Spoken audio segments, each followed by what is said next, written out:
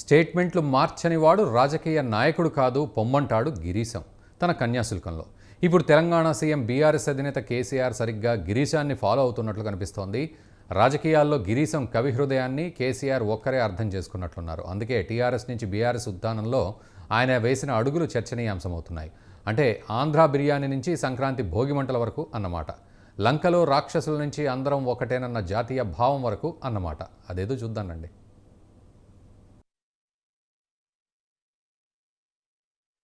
ఆంధ్రోలు మన ఉండవాలి కానీ పుణ్యమని నా ఉపన్యాసం తరించారు వాళ్ళు. అక్కడ మమ్మల్ని రాక్షసులు అన్నాడు, మమ్మల్ని దొంగ అన్నాడు. అంటే నేను ఒక మాట్లాడుతున్నాను, ఎత్తుకపోయేటోని ఏమంటారు? మీరు మా నీళ్ళు ఎత్తుకపోయినరా లేదా? మా ఉద్యోగాలు ఎత్తుకపోయినరా లేదా? మా నిధులు ఎత్తుకపోయినరా లేదా? నేను చెప్పాను. ఇట్లా ఎత్తుకపోయిన ఏమంటారు? దొంగ అంటారు. పట్టి పీడిస్తూనే ఏమంటారు? పిశాచి రాక్షసి అంటారు. మమ్మల్ని పట్టి పీడిస్తున్నారు. ఇప్పుడు 50-60 ఏళ్ళ కూడా ఎన్ని రకాలుగా బాధ పెడుతున్నారు. మమ్మల్ని పీడిస్తున్నారు కాబట్టి అక్రమంగా అన్యాయంగా మిమ్మల్ని రాక్షసులు ఉంటాం. ఒకసారి కాదు, ఉండవేలి 1000 సార్లు అంటాం. దయ్యం పడితే ఏం చేస్తారు? దయ్యం దిగదాకా కొడతారు, యాపకం అవుతారు. తెలంగాణ వచ్చేదాకా, రాష్ట్రం ఏర్పడేదాకా మిమ్మల్ని ఇచ్చే అంటాం. మీకు ఇజ్జత్ ఉంటే, పౌరుషం ఉంటే తెలంగాణకు తీర్మానం చేసి నడువుంది. ఆనాడు మద్రాసు ముఖ్యమంత్రి ఉన్న రాజాజీ పెద్ద స్టాల్ వాటి పాపం మంచోడు, స్వతంత్ర పోరాట యోధుడు, ఓపిక సంయమనం ఉన్నోడు. కానీ ఆంధ్రలో వచ్చే కిరికిరికి ఆయన కూడా సహనం కోల్పోయి ఢిల్లీ నుంచి రాష్ట్ర ఏర్పాటు, ఆంధ్ర రాష్ట్రం ఏర్పాటై గజెట్ నోటిఫికేషన్ రాగానే ఆంధ్ర కుక్కల్లారా 24 గంటలకు కాల్ చేసి పని లేకపోతే తన్నెలా కొడతాను. ఏమైతుంది మరి? చెంబాలక దేవులకు చెప్పాలక పూజ. మంచి మాట కాకపోతే ఏం చేస్తారు? దయ్యం దిగదాకా ఎట్లా దాని కూడా కొడతారు. వీళ్ళకి గౌరవంగా మర్యాద ఇక్కడి నుంచి పోయే కర్మ లేనట్లు దాపాటం.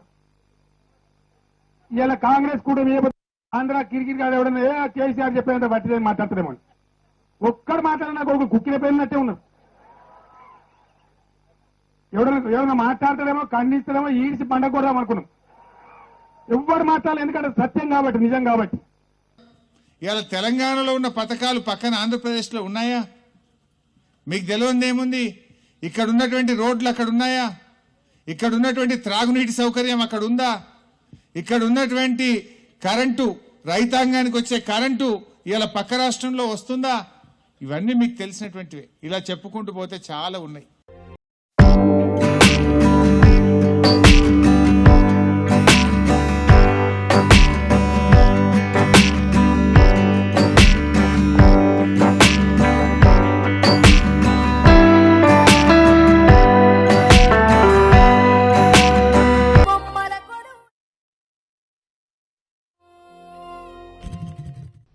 మల్టీ స్టోర్ బిల్డింగ్ ఎందుకంటే హైదరాబాద్ లో నిజాం కాలం నాటి డ్రైనేజ్ చేయాలని కూడా పెంచి పెంచి పెంచి మల్టీ స్టోర్ పెంచి నల్లాలు జావై, మోరీలు జావై మొత్తం సిటీని కన్జెషన్ చేసి పారేశారు.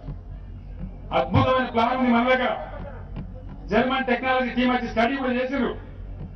మన ఇంజనీరింగ్ అధికారులు కూడా స్టడీ చేస్తామని నేను వాళ్ళని చెప్పిన.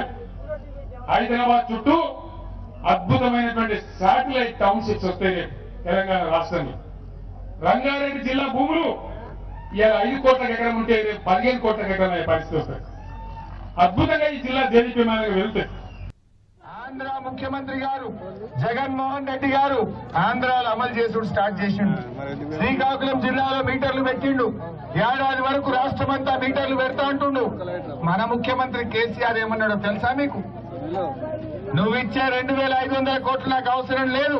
నువ్వు పైసలు ఇచ్చినా ఇవ్వకపోయినా నేను మాత్రం బాయి కాడ మీటర్ పెట్టా. మా రైతులకు 24 గంటల ఉచిత కరెంట్ ఇస్తాడు మన కేసీఆర్. కాలిపోయే మోటార్లు కావాలంటే కాంగ్రెస్ కోటైంది, బాయి కాడ మీటర్లు కావాలంటే బీజేపీ కోటైంది. 24 గంటలు కడుపు నిండా మోటార్లు కావాలని, ట్రాన్స్ఫార్మర్లు కావాలని, కరెంటు కావాలంటే కారు గుర్తుకు ఓటేయండి. నా బొమ్మే చూపించారు.